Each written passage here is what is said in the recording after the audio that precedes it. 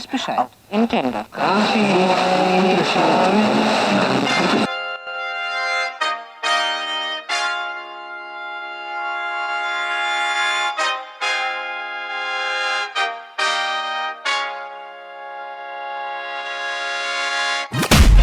Welcome to all Caribbean entrepreneurs. If you've been ready and waiting to take your business digital and get paid online while you sip something strong on the beach, this podcast is for you. We'll hear from the Caribbean's finest entrepreneurs on topics like e-commerce, business development, brand building, social media, their wins and failures. This is the only place in the region helping you navigate the digital age from the Caribbean's perspective. This is Digipreneur FM. And now, let's give it up for the Digiboss himself, Mr. Karan Rose. Thank you, everybody, for tuning in to another episode of the Digipreneur FM podcast. This is episode number 28. My goodness, how did we reach to 28 episodes already?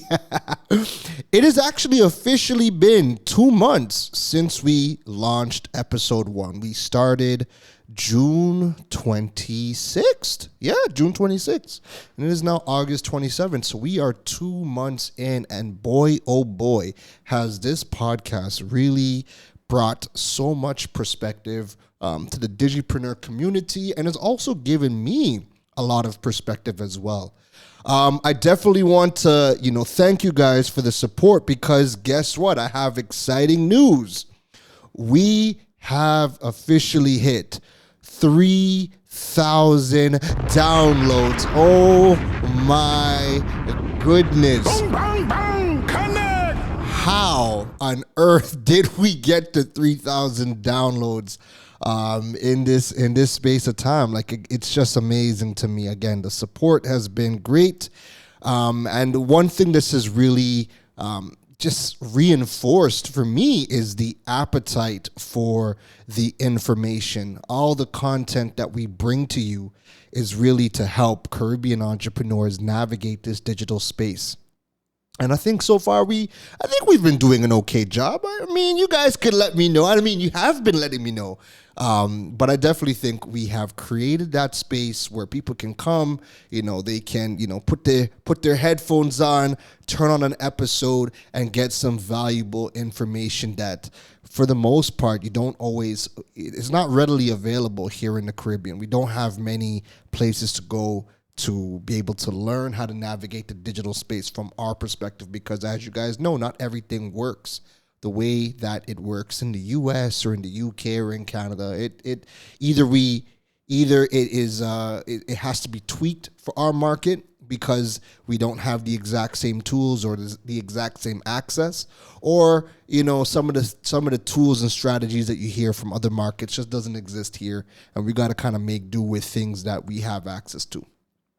But anywho, let us get into today's episode. Today, we are going to be talking about the 4 ways that COVID has helped revamp my business. I felt like it was a great time to kind of have an episode kind of reflecting on, some of my own personal experiences, because, we are just about a year and a half into the lockdown here in Trinidad, where we first had our very first lockdown, our full-blown lockdown, and a year and a half later, we've just extended our state of emergency here in Trinidad. It doesn't look like changes are going to be happening anytime soon. From that perspective, what's going on in Jamaica right now? They are on I believe it's a 2-week lockdown, 24-hour lockdown happening over there. It's either 1 week or 2 weeks, but they're on a full 24-hour lockdown happening over there due to the spike in cases as well. So, man, we're not out of the woods. We are in the thick of it. We are still in the thick of it. A year and a half later, we are still in it. And while you can look at the news and you can, see, people panicking, there are still opportunities available to us. And I mean, I kind of look at it like this. I personally feel like, and yes, it's a sad time, right? There's a lot of stuff happening with respects to, people's lives that are happening that, we have to put that into perspective, send out all of our love and our prayers to everybody being affected from the health perspective. But this is a business show, so we're talking from the business perspective. How I feel is that if the pandemic, came to the Caribbean and this was over globally in 2 months, 4 months, 6 months, I don't even think we speak digital. I don't even think digital is a conversation. I don't think anybody would have been pressed to try to start to digitize the Caribbean. I don't think it would have happened if this thing was over under 6 months.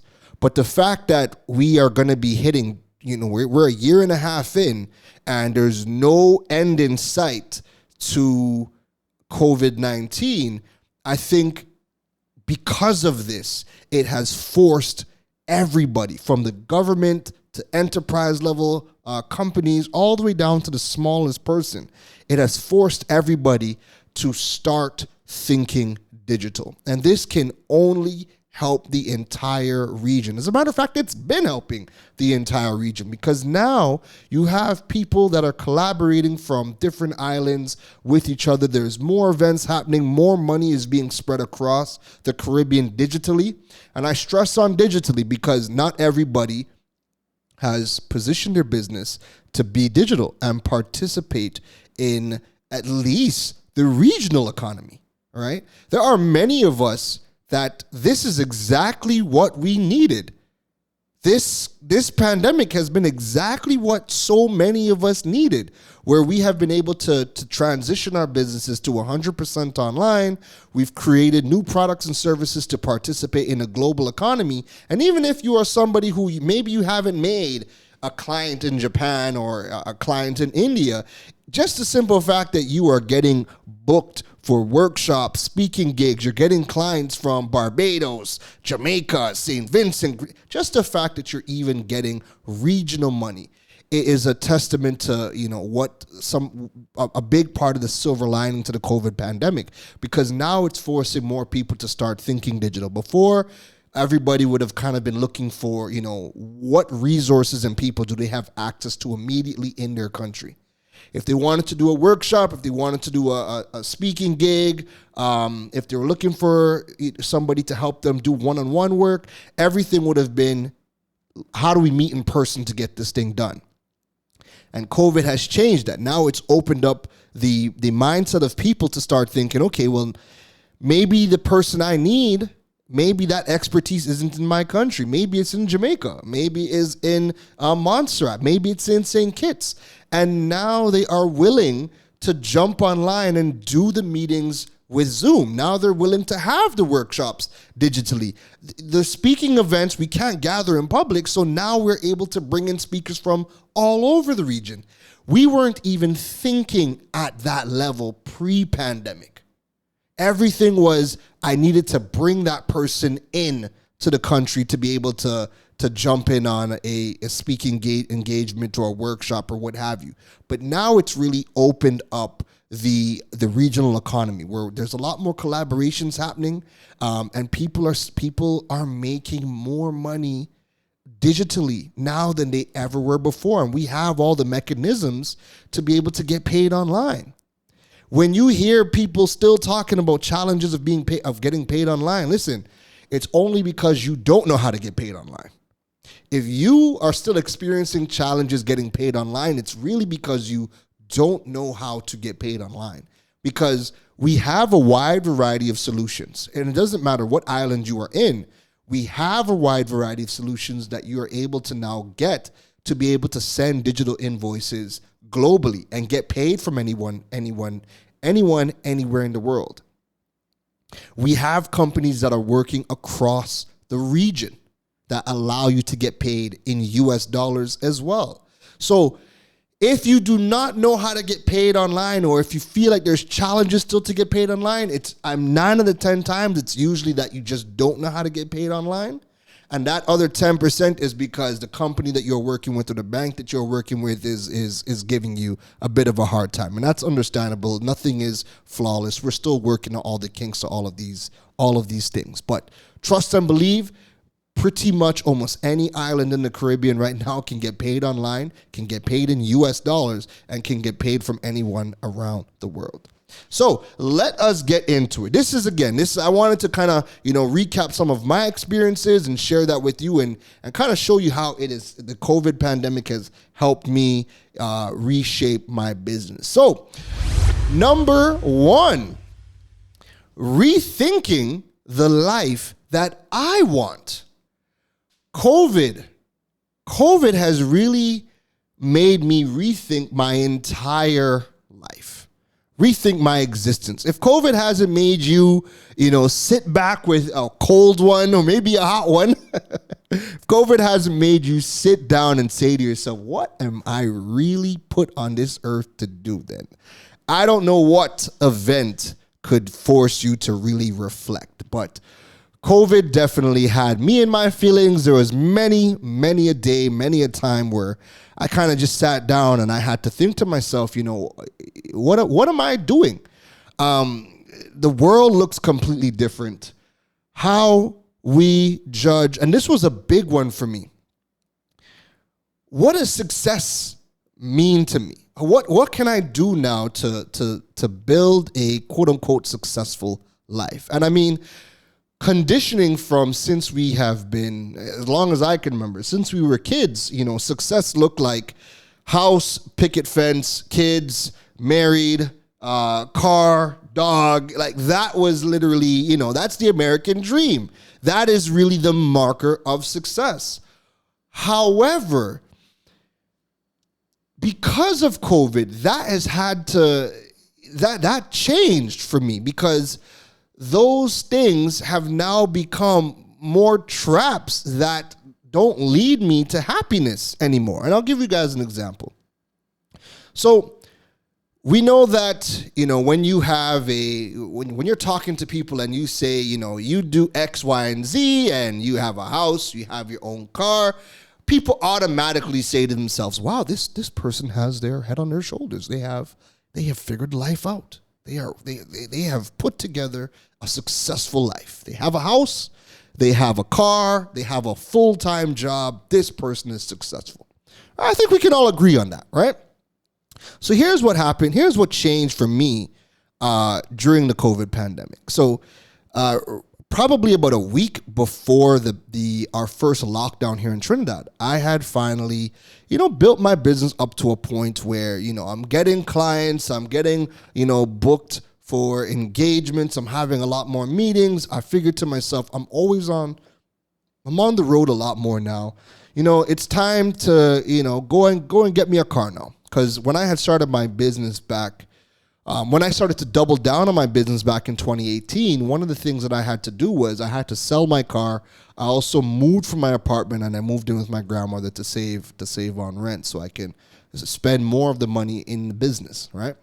So last year I decided, you know what? I think this is a good time where I could afford to get a car now. Let me go and apply for a car loan. So I was going to go and get a brand new car, take out a car loan, go on a 6-year agreement, and go down that path, right? The very next week, after I had applied for the loan, the very next week, the bank calls me and says that, hey, due to the lockdown, we have put all loans on a hold due to the lockdown, right? So we can't process your application right now. After whenever we get back to business, then we could revisit this. And I was like, all right, was a bit disappointed, but I'm like, you know what? We're on lockdown anyway, so I can't go anywhere. None of the meetings that I have, none of the workshops that I'm getting booked for all over the country, I'm home. So, okay, cool, no problem, right? That forced me to reevaluate my business and how I do it. And I had to start to, just like everybody else, I had to start to make changes within my own business. And because everything, I'm home and I had to now do everything online. And rather than, the meetings happening in person, the one-on-ones happening in person, everything was online. And it just forced me. And I mean, it was natural for me, but I had to shift. Everything became online. So now the need and the desire to have a car, 2 months in was no longer there. So what happened was by the 4th month, when the bank started to open back up business again, and we started to get past that first lockdown. By that 4th, 5th month, the bank reached back out and they're like, "Hey, would you like to resume the loan application process?" And I was like, "No," because everything I now do is online. And it also hit me that if I were to because of the unpredictability of COVID, if I were to go in and, take out a loan for 6 years, I'm on the hook. I don't know. We don't know how this pandemic is going to shape out. So again, I'm battling we have been conditioned that having a brand new vehicle is a marker of success, right? So if I'm now saying to myself that part of that success checklist, I have to erase a car because taking out a car loan right now would ultimately it would give me the opposite effect of what I want. I can't take out a car loan right now, a 6-year car loan, and hook myself to a depreciating liability like a car. I can't, take that out and expect success to happen. This might hinder me. This will hinder my flexibility in order to build my business. So that was a bit of deconditioning that had to happen for me. Is I no longer viewed having a car as a marker of success. What changed was now if I were to go and take out that car loan, that would actually hinder me from success. So that was a bit of a mindset shift that had to happen for me, right? And I got to a point where rideshare became okay. Like it became perfectly normal in my head to say, I don't own a car, I rideshare everywhere. And at the end of the month, when I tally up the costs of my rideshare, and I mean, to this day, I don't own a car and I'm ride sharing everywhere. But when I ride share to the grocery, when I ride share to the other side of the country, when I go down south, when I go to Port of Spain, when I tally up my rideshare bill, I am still spending less than what I would have spent on a monthly car note. And that's the car note. When you have a car, we all know it's never just a car note. It's the car note, it's the insurance, it's gas, it's maintenance, it's everything else. All right? So my rideshare bill with the amount of times that I use it a month does not equate to a monthly car note. And again, I had to just based on conditioning, I had to get to a point where I was like, having just ride sharing everywhere is okay. Because guess what? When you talk to people in companies, when you talk to potential clients, there are things that they look at to determine whether or not that you can help them, whether or not that you have found success. So when you have, something like a Rolex is not to tell time. A Rolex is a status of symbol to showcase that you know what you're talking about, that you have found success, right? A car is one of those things. A house is one of those things. People, potential clients look at that and they look at you and they make that judgment call. This person has a house. I'm meeting them. They have pulled up in a nice car. You know what? I feel more comfortable now dealing with this person now that I know he drives an Audi. If he pulled up in a beater, if he pulled up in an old car that was, putt-putting all over the place, we automatically assume that person doesn't know what they're talking about. If they did, they wouldn't be driving that. They would have had the money to drive that. And we start to question whether or not that person could help me, right? So having a car, saving up for a house, I started to really think about the things that Grant Cardone has been talking about over the past couple of years, where he's like, you need to, wherever you live, rent wherever you live, and whatever you own, rent that out. It started to make more sense to me now, because now, if you have a mortgage and you have a full-time job, well, those are the people that are stressing big time, because people are being downsized, and that's really their only form of income, and they're still on the hook for this mortgage, right? As a business owner, yeah, there's a lot of people that have been hit, but there's still different ways that you guys could go about creating income. Chances are some people just don't know what those different ways to generate multiple streams of income are, so they might be struggling if their main way, their main revenue stream of how they were earning within that business has been greatly affected, right? But there are ways that almost any business on this planet can earn. It's just, do you know them, right?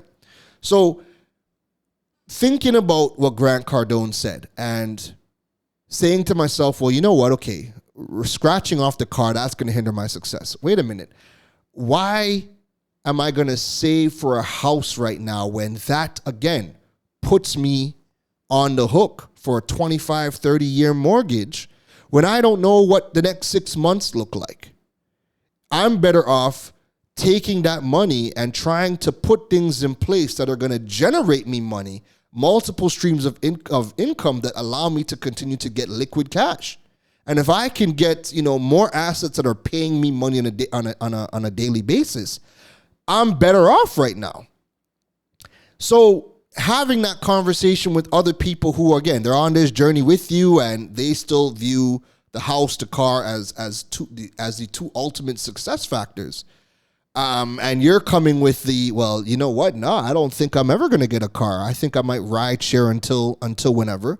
And I don't think I'm ever going to own a house unless it's rental property. But I think I'm much better off just renting and, putting all that money in the bank or investing into things that are going to pay me.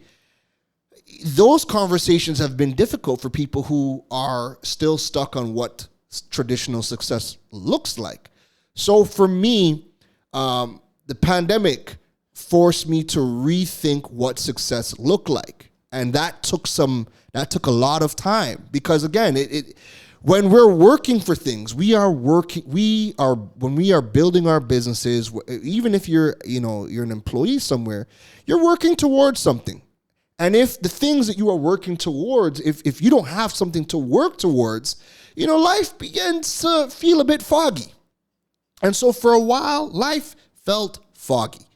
Yes, I'm doing digital, my business is digital and I'm getting more clients digitally.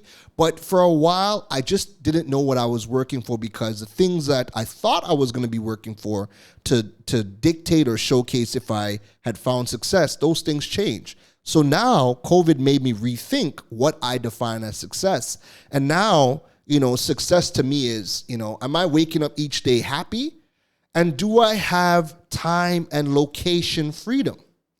To me, judging my success by those factors keeps me jovial, allows me to be more productive, and life has become more free-flowing and less stressful. Number 2, COVID helped reshape the mindset of, rather than working from home, my mindset now is, why work from home? Why not work from anywhere? That is an entire mind shift. Because while many people have been able to get out of the office and start working from home, I have really been working from home since 2018. And the shift started to let me see that I could now work from anywhere. So even though while I was working from home, I technically was working from anywhere, it still did not dawn on me, because anytime I had to do something, so if I had to meet clients, I had to meet in person. If I had to do workshops, I had to meet in person. If I couldn't, get gigs in other countries unless they were booking me to fly in, so those gigs were not coming, right? Those gigs in other countries were not coming. The Caribbean was still, let's do everything in person. So because the countries are still very much in-person oriented, I never fully felt like I could work from anywhere. I still felt like I could do things from home, but ultimately I would have to now, if I had to do work for a company, I had to go meet them in person. If I had to do a workshop, if I had to do a speaking gig, all those things still happened. All those things still had to happen in person.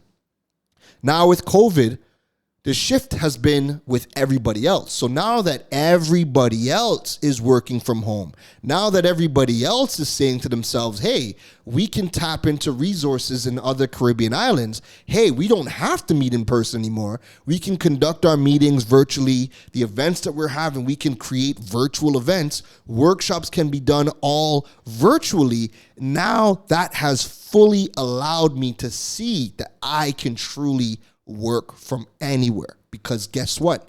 Now I've kind of turned, my home office more into a home studio. And whenever I have speaking engagements, one-on-one clients, workshops, everything is done from a computer at my house. So, as long as I have my laptop and an internet connection, I can now conduct all of my business from anywhere, as long as I have my laptop and I have an internet connection. So this pandemic has really allowed me to see that I don't need to just work from home. That's no longer the goal. The goal now is, and the shift is now, I could now work from anywhere. And this has allowed me and has given me the permission to say, you know what, 2022, so this August in 2021, not August, but this October would mark my 7th year in Trinidad. And I feel like I've spent a good amount of time here. And next year, I've given myself permission to explore other Caribbean islands. So I would like to move to Jamaica or Barbados, most likely Jamaica, but I want to move to Jamaica in 2022. And that is only possible for me mentally because now I know that I can work truly from anywhere. So guess what? Time and location freedom. I'm now tasting it. I know what that looks like. I know what that feels like. Number 3, and this kind of feeds in from my previous point. So I have now become a 100% digital entrepreneur. So one of the big things that kept me feeling like I was not a 100% digital entrepreneur, even though I was, teaching online things, I was doing online things. So besides the points that I made about, me having to meet people, I had Droid Island. And Droid Island still had, as much as it was digital, there was still an in-person aspect to it, or a physical aspect to it. So with Droid Island, what was happening was my website was there. It was an e-commerce platform. Once people came to the website and they placed their orders on the website, once I brought the products in from my suppliers, I was still accepting the physical products. I was still accepting them. And then I would contact my local courier and they would then deliver the products out. So there was still a physical aspect. I was still a part of that entire value chain process, right? So I felt like, okay, I can't do Droid Island in that capacity and work from anywhere because I still physically had to be, or somebody still had to be there to accept and then distribute the products. But again, there was still that physical aspect. Now, it wasn't a problem, pre-pandemic because my website fees, I have a working relationship with my hosting company. So I haven't paid website hosting fees. So Droid Island didn't cost me money to run, right? I wasn't running ads. All I was doing really was I created content and I also ensured that my product listing on my website were up to date and that they were fully SEO optimized so that when people were Googling for particular products, my website was showing up and then, people would order those products. So when the pandemic hit and the customs department started to get hit hard with COVID, and then they had to bring in the retired customs agents from the past, and they started to doubling down on, opening all the packages and reassigning these crazy values to products, whether you had an invoice or not. What started to happen was, one, if it was costing me $200 to $300 TT to clear packages, now even when you had the invoice, the customs agents were saying, nah, that doesn't look like it's enough, and charge me random prices. So I might have like 2 packages come in. One package is $200 to clear. Another package is $200 to clear. And then this third package comes in, and it could be the exact same stuff from before, and they hit me with a $2,000 bill. And that would erase all of my gains and put me into a deficit. So that became a big problem for me. And then also the customs clearing time was a major problem. So there were times where, man, I hit up to 27 days waiting for an item to clear. So just imagine, it's taking 2 days from China to get to my skybox in Miami. And then it's brought in from Miami to customs in right here in Trinidad, and then it sits in customs for almost a month. So there was no way that I could have provided the type of service that I wanted, because pre-pandemic, the items got to me from my suppliers within 5 days. So I was able to get my products from my suppliers and deliver to my clients within 7 to 10 business days. And that was acceptable because that was normal online, ordering time, right? That was acceptable for people.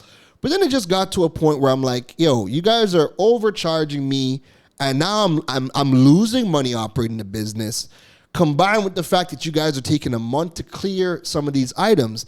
And then add in the fact that I've been in the telecommunications industry since I was 19 years old.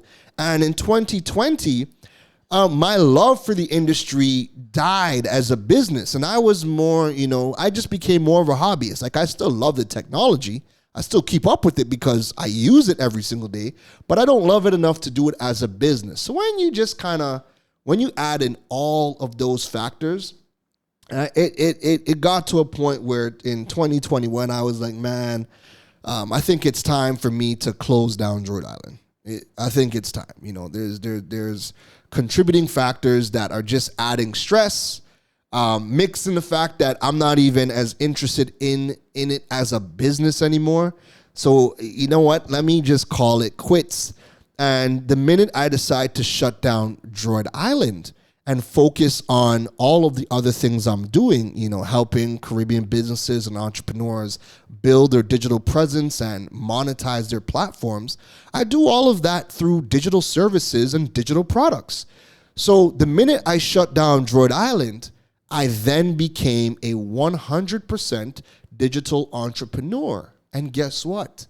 It made me realize, again, I now have time and location freedom. I got to taste that again, and in a much more expansive way, because now I realize, wait a minute, I don't have to physically be here to accept these packages and correspond with the courier company, and I don't have to hire somebody else to do that and still have that on my plate, right? So now that I'm doing what I'm doing, everything is digital. And again, time and location freedom has been realized again. So what are we at? Is this number 3? It is number 3. Wait, hold on. Number 4, sorry. You see, and I mean, perfectionism would have made me, edit that whole thing out. But you know what? Mistakes happen. You guys are getting it live and direct, even when we're recording, right? But no worries. You guys know. Number 4. So the fourth way that COVID helped me revamp my business was that my mental health became a focus. Now, before 2018, personally, honestly, mental health was a buzzword that was flung around. At least to me, it was just, I didn't really understand it. I didn't mean, what really was mental health to me. I never really understood it. But then, life happens, experiences happened. A lot has happened since 2018. And I started to understand more what mental health was really about. And especially since the pandemic, it has made me realize, what this mental health business is really about. And I think with social media and this pandemic, there has been so much negativity, and social media has really amplified that. And one of the big changes that I had to make for my own sanity was I had to utilize social media with a greater intention, a greater focus, and I had to audit social media and my contact list daily. So I've started to mute a lot of people on social media. Between muting and unfollowing people on social media, anything that, made me feel like, this wasn't making any sense, or that, it might have been triggering me, I would just mute. I just mute and unfollow people, and, I restricted access to me. So I jokingly say, but I'm dead serious, I'm probably the most inaccessible person. Meaning that you always see me online. I'm always out there. I'm a public facing person. I'm always either doing talks, workshops, creating content. I put myself out there a lot. However, I'm not accessible. And I had to learn what that balance looks like, because what happens is the minute you put yourself out there on social media gives access to you, right? Anybody can reach out to you. And because you're showcasing so much of your behind the scenes, you're showcasing your life, you're having two-way conversations with people that you don't know, people ultimately just feel like they now have, they have access to you. People feel like they are now entitled to your time, entitled to your expertise, entitled to your opinions. There's an entitlement that people have when you are a public-facing person, right? People just jump into your DMs and spill their life away. And you know what? There are days where, people catch me and I'm, not doing anything and I'm bored and I'm chilling. And I'll be like, yo, okay, cool, no problem. I'll engage. I'll read the long story that people have thrown into my DM. I'll read it and I'll respond. I might even send a voice note. Some people have even asked if they could call me. And I'm like, you know what, man, cool, no problem. Call me, right? And you allow people that access. And then there's other times where you're like, yo, this needs to be an email, or you need to hit me through my proper channels. You need to book an appointment. You need to, just not be in my DMs with this whole entire life story, because I can't solve your problem in a DM, right? Some people, are asking they want you to give them a whole business thesis on what they should and should not do in the DMs. And it's like, damn, this isn't the medium for that, right? And people get offended. People get offended when you don't respond, or if you don't see a message. And, I've been in situations where people have gone around, bashing me because I have not responded to a message, or, I haven't seen a message. People have gone on to bash you, talk about you. And it's like, yo, people don't even realize I'm just out here like you. I'm just trying to live. I'm figuring this thing out as you are. I just might be a step ahead, but I'm figuring it all out too. I don't have all the answers. I am figuring it out. It is stressful enough trying to figure out how to create the life that you want and build this business, right? So yes, there are days when, I have no problem, jumping in the DMs, answering, taking random calls, and, kind of coloring outside of the lines that I have defined, because I have proper channels. I let people book appointments. They send emails. There are proper channels where I would respond to accordingly, right? And I color outside those lines sometimes, but then it's again, just dealing with learning how to be a public figure, learning how to still keep a private life, learning how to still serve your people in a way where, they get the help that they want, because ultimately I'm nothing without the people, right? And my business is to serve. My business is to help people. But learning how to create that business where I can help you, but do it in a way that still feels good to me, that I still have my own sanity, it's been a challenge. It's been a challenge. And not every single day do I do it well. There are times where, I might do a talk, a workshop, answer 50 DMs, and you don't hear from me for 2 weeks. And not that you don't hear from me, publicly. Publicly, I might be still pumping content, but I might have just not answered DMs, emails, or messages for 2 weeks. There are people that have my phone number and call me and be like, yo, I can't get on to you. And wonder, yo, what you good? What's going on? And I have to some people, I'll explain, yo, right now, I'm not here. I'm somewhere else. I'm on a mental vacation, right?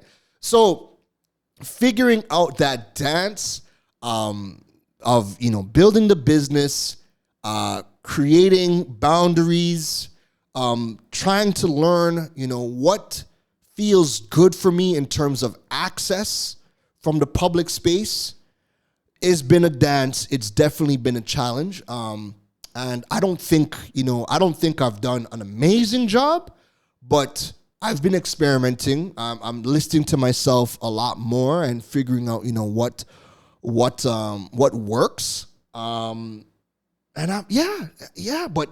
the point is that this is the first time in my life where my sanity, my mental health, really paying attention to my own internal conversations has been a focus point for me. I think in years past, I never even addressed it. It was just, I did whatever I wanted to do, and I just ignored, a lot of the internal conversations that would kind of pop up. I would just ignore it, put it aside, put it under the rug, and keep it moving. But I think this pandemic, over the last year, I've really started to, listen to myself and those conversations that I'm having with myself, and put that on a pedestal and give priority to that. So I'm okay now with, hey, you know what? If today is not a day for you to talk to people, that's okay. Nobody has to understand that, right? And the ones that are gonna rock with you, that will understand, hey, I reached out to him, I called him, I messaged him, and I did not get a call, I did not get a message. Homeboy is probably mentally in the mountains somewhere with the monks. I respect that. He will come back when he's ready. The people that understand that, I praise them because I know it can be frustrating, right?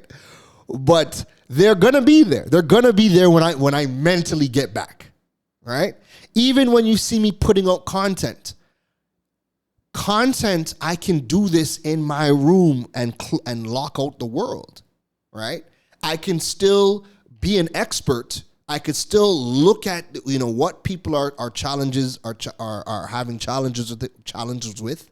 I could still look at the data. I could still look at the conversations online, and I could still create content that helps you without always having to speak to anybody. All right. So I say all that to say that mental health has really become a focus for me, and COVID has really amplified that for me. And I never used to do this before, and now it's something that has become a priority to me, and it looks different for everybody. So for me, I'm at peace with I moved into a new place where now I have this amazing view. I'm up in the mountains. The air tastes different. It smells different. I'm around a lot of trees. I get to see hummingbirds every single day. I get to see wildlife. Like, I'm in a place now where, I'm just at peace. And when I, go on my patio and I'm relaxing, eating some good food and just observing the scenery, I'm at peace. When I get to come inside and do work, I'm at peace. I'm really creating that life where, time and location freedom is a thing for me. creating a business that I can wake up to happy every day, connecting with people that, interest me, amaze me. I'm attracting better people into my life. That mental health has really been a focus, and I'm starting to see how important it is. And I'm being more cognizant of, all of the different ways that, my mental health is affected by the environment, by the people. I'm seeing how all of that affects me, and I'm prioritizing that, and I'm learning how to do better and do better in that regard. So the pandemic really has put that into the forefront for me. So folks, I hope you enjoyed this episode. That was, the 4 ways the pandemic has helped me kind of revamp my business, rethink my beliefs. And I don't think that, I have hit success yet. However, because I have redefined to me what success looks like, I really do believe that I'm tasting what success is to me every single day. So I don't feel like I have become successful, even though by what I have defined success as, location, time, freedom, and happiness.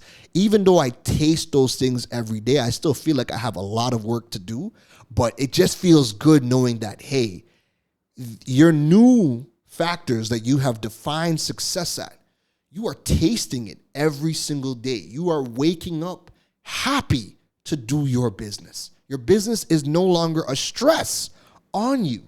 You can work from anywhere you want. If you want to go to Tobago and work in a guest house, you can do that. Just bring your laptop and you're good to go. If I want to, work in Jamaica and jump in an Airbnb for the next 2 months, you can do that because your money is no longer tied to your physical presence anywhere. And that, to me, makes me happy. And it makes me ecstatic to show up for myself. It makes me happy to show up for my family. It makes me super excited and willing to show up for you guys in the Digipreneur community. So that's it from me. I hope that this episode gave you some perspective. I hope, you were able to, take something from my own personal experiences during this pandemic and possibly implement it within your own business and within your own life.